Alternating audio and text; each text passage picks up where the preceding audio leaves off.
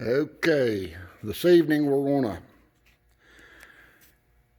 as you all noticed in the toolbox tour I made earlier, a couple weeks ago, you heard me mention about my forced early retirement. 43 years old, diagnosed with renal cell carcinoma. I have it in my spine in T1, T2, and T3. I have a compression fracture in T2. So that forced me to retire because I was not able to perform 100% of my work duties, which required some heavy lifting, pulling on wrenches, things of the sort, climbing on and off of towboats. Yeah, the things that shove the barges up and down the river, everything from Detroit's to Alco's, EMDs, Cummins, you name it, I've been there. Well, as you guys also know, I mentioned in the video that I am whittling my tools down. A lot of my professional tools, and I'm going to show you some of the tools tonight that has made me the most money. You're not going to see high-end snap-on scanners. You're not going to see laptops. You're not going to see data link connectors. You're not going to see any programming, any kind of electronics other than a multimeter tonight in this video, and these are the tools that has made me the most money. Everything on the river up until as of late has been mechanical. So I worked on mechanical engines the majority of my life, except the short time I was at Cummins for 3 years. I worked at Cummins, Cumberland, in South Charleston. Worked on heavy mining equipment, road tractors, all the way down to case backhoes, B-series in the Dodge pickups, and whatnot. But here is the tools that has made me the most money in the last 17 years. We're going to start off with the tools I have laid out here. And some of you old timers is going to know exactly what all these tools are. These are old two-stroke Detroit tools. I've gotten rid of the 92 series tools, and I've gotten rid of most of the 53 series tools. In the marine industry, the 92 series would not live for the most part, so it wasn't a very popular engine in a towboat or a workboat. Let me turn this around so you all can get a good span of this little tool set here I have for the 71 series Detroit. Each tool has a specific function, and this is one set of tools that has made me the most money. Of course, you have the little 12-point quarter-inch on a Wobble Plus snap-on extension to pull the rocks out. This little tiny feller here,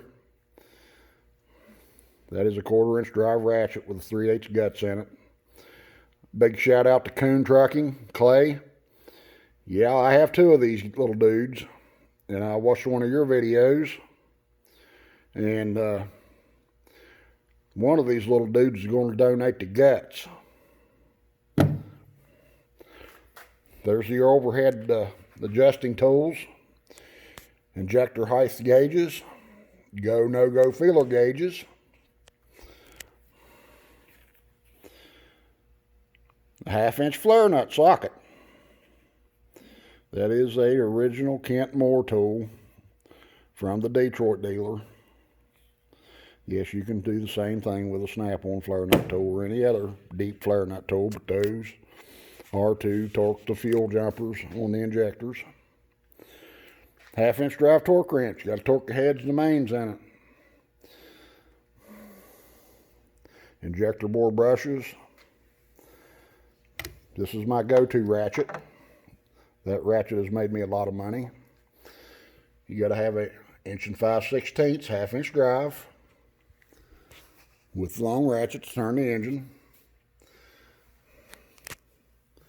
This, some of you guys don't know, is a liner puller. And some of you guys that's not familiar with the two-strokes, the Detroit has a set of ports halfway down the liner, and they go 360 degrees around the liner. This is spring-loaded. You roll your piston to bottom center, put this in the liner sideways, snap it into the port, and it will hold itself there. The little nubs on the end fits the ports in the liner. That steps in the liner. Take your 1 5/16" and your long half-inch ratchet and use the piston to shove the liner out. The 71 series is dry. This is a liner stuffer. You put your rod and your piston together, your ring assemblies, top and bottom ring assemblies. Depends on if it's a trunk rod or not. It'll have caps retaining the wrist pin,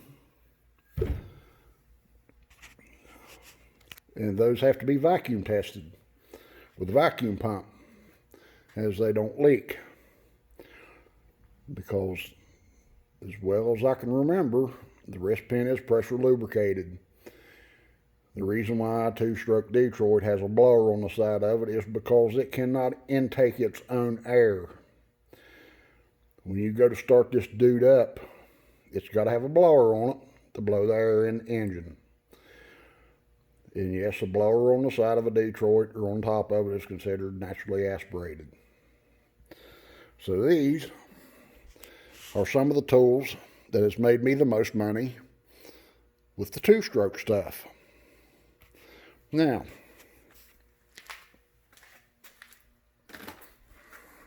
yes, the toolbox is a mess over there. We're going to go ahead and move on from this. If anybody has any questions, and you can go ahead and comment below. I'll go ahead and run through these real quick. This is help blower drive stuff. This is an old original Kent Moore fuel pump, water pump wrench. This is the snap-on version of the Kent Moore fuel pump water pump wrench. And you have to have an assortment of angle wrenches to get into the fuel lines, especially on the V series. The V6s, the V8s, the V12s, the V16s, because the fuel pumps set on the end of the blowers. And in the marine application, there's a lot of water piping, thermostat housing, and all that good stuff goes in there. And the fuel lines to the fuel pump get quite cramped. So a nice set of angle wrenches help you out there. So that's what these three wrenches here are for. Fuel pump, water pump. This helps with the blower installation, the blower drive installation.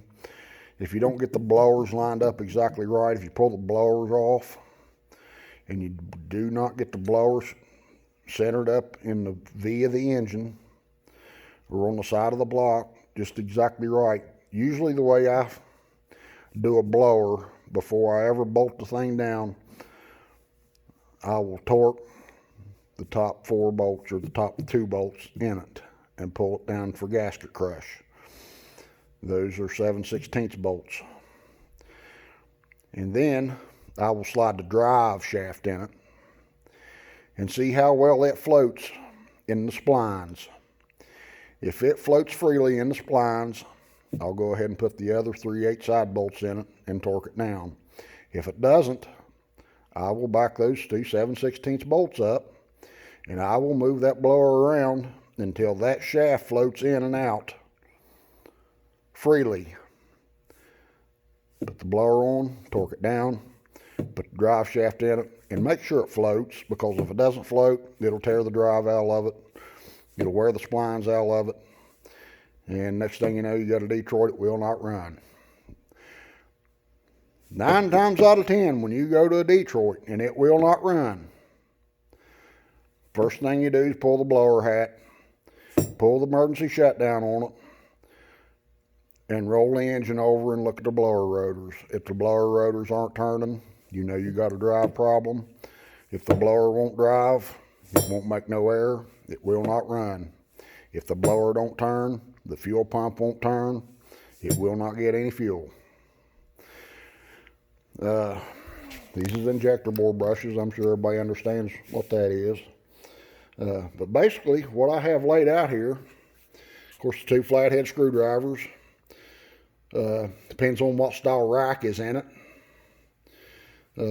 Some of them require 7/16 wrench and a flathead screwdriver, and some of them don't. Some of them's double screwed, and it basically works like a little rocker deal.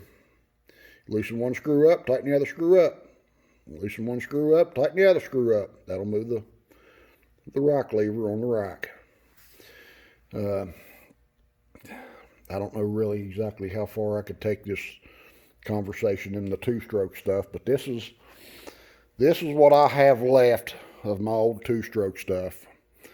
They're dinosaurs. They're a dying breed. Don't take a whole lot of specialty tooling to really service the things. You can get into them pretty deep with common ordinary hand tools. These tools that I have here are not necessities, but are luxuries. That liner puller and that liner stuffer, yes, that is a must-have. You will break the rings on the pistons if you don't have that. The rest of this stuff, it's just common ordinary hand tools other than the overhead wrenches and the fuel pump and water pump wrenches. Okay, let's move on to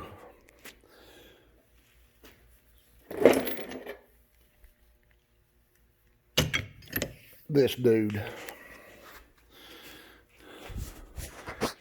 I would be afraid to say how many times this thing has pulled liners. I've owned it for, I'm gonna say I've owned that liner puller for 19 years. I'm 43. I bought it when I worked at Cummins. I'm gonna say it's 20 years old. This liner puller has definitely made me a lot of money. It does everything from cats and Cummins, all the way down to the little C series, 33O series engines, 3126s, cats. It does the majority of everything. Of course, it's extra long extended for the 3500 series cats, which brings us to the next piece of tooling.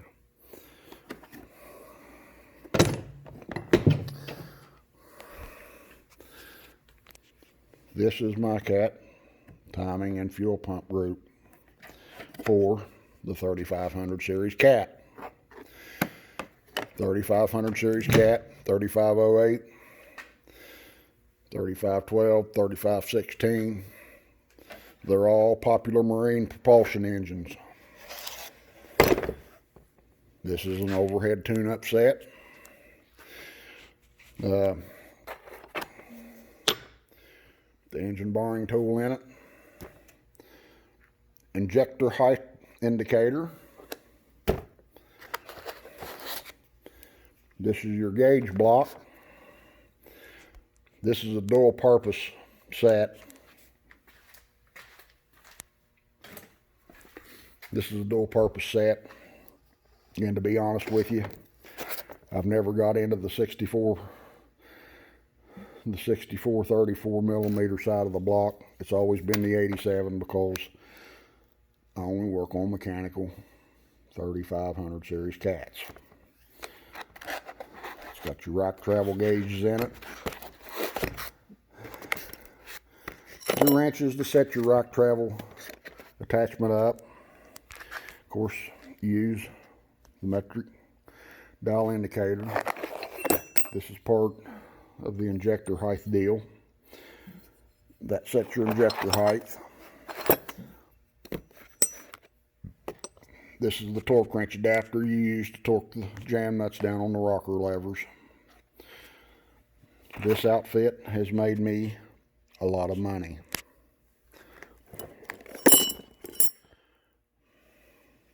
This is to set the rack on the injectors on the 3500 series cat. And that's about all we'll get into on that.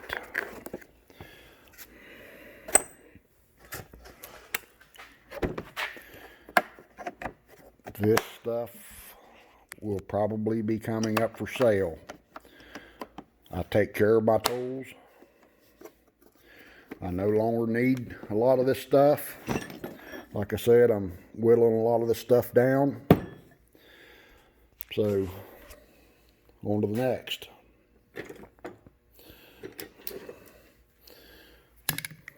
Another injector bore brush. Big ring compressors. That's part of the 3500 series cat stuff. 3406, 3412 cylinder head bolts. Also works really well on the Cummins K series, except one set of bolts. The Cummins K series has individual cylinder heads on it like the 3500 cats, but they are spaced extremely close. And this socket is just a little bit too thick for that. So I've got the thin wall version of that over here. That's what I generally work on the K series Cummins with, on the cylinder head bolts. Same socket, shallow, thin wall, 3/4 drive.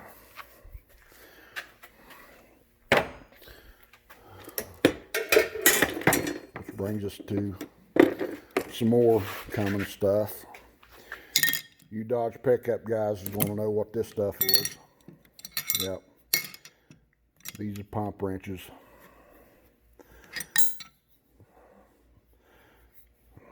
Use these on a lot of the old rotary pumps. It is a 13 millimeter VE pumps, Lucas pumps, Standard Iron pumps, Rosamaster pumps. Little 10 millimeter wrench there to work on your fuel settings, set your idle width. And here is the big money maker, guys. This setup here has probably made me the most money because I specialized in Cummins from L10s, 855s,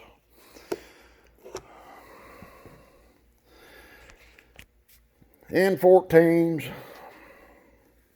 N14's mechanical version was the STC, so no, this setup does not apply to that. And the select series of the N14 injector did not set with an injector travel setup either. They torqued 35 inch-pounds and backed off 2 flats.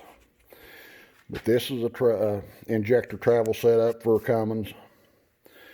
Like I said, non-top stop L10s, 855s, K19s, K1150s, K2000s, 38s, all the way up into the 50 liters that was fixed timed engines. This thing has been put through the ringer. Of course, the faces came off of it. The Snap-on man has warranted that dial indicator several times. It needs to be warranted again. But this has been my big money maker. These are tools that I do not suggest the beginner to purchase. Guys wanting to get into that industry, Don't need to purchase all these tools. These are tools that you will gain over time as your knowledge builds. Probably the most important thing nowadays is your computer tools and this. I got quite friendly with that fella. Not that particular meter, because that meter there is fairly new. But one pretty well like it. Does all the same functions. Guys, if you're going to buy a meter, don't get on the Snap-on truck and buy all this fancy stuff.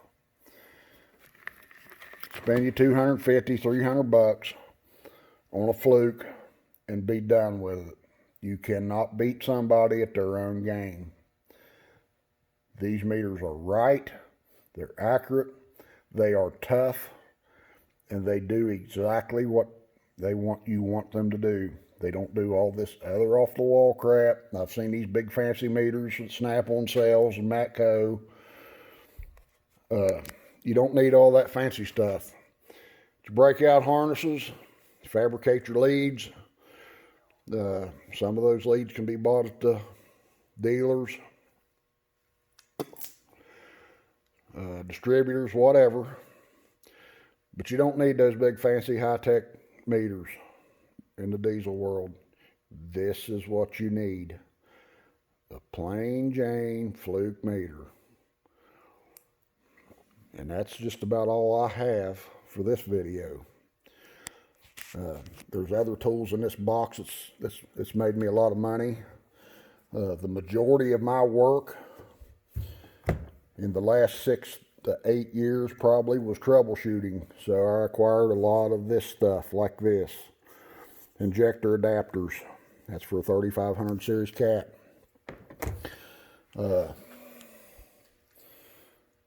Other odd and end things here. I got the injector adapters for the Detroits, the Cummins. Homemade a couple for the EMDs. EMDs is simple. They're just an overgrown Detroit. It takes some specialty tools to set the right. Of course, it takes an injector height gauge. So that's just like a 2-stroke. If your valve is closed, your injector's open. You set the height on it. If the injector's open, and if the injector's closed, then the injector is open. Or, yeah, how is that? If the injector's closed and the valve is open, you adjust the valves. If the valve is closed and the injector's open, you adjust the injector. Nothing to it. Big flywheel on the back's got timing pointers on it so you don't get screwed up. A lot of them guys think, it's a big EMD, it's as big as a house or whatever, you know. Yeah, it's a locomotive engine and it's longer than a 1-ton dually pickup crew cab. But it's not rocket science. Suck, squeeze, bang. Well, in the 2-stroke world, it's blow, squeeze, bang, blow, squeeze, bang, blow, squeeze, bang, because they can't suck. That's about all I got for this video. There's other tools here that I have that's made me a lot of money, but these are the majority of the tools that have made me money. And if you like this video and you want to see more, thumbs up. Big shout out to KOON Trucking. Clay, you do awesome work. I love your videos. I watch them all the time. Like Clay says, it don't cost you nothing to hit that subscribe button. Hit the like. If you dislike it, give her a big thumbs down. It don't make no difference to me. But if you want to see more, let me know. Thank you all and have a nice evening.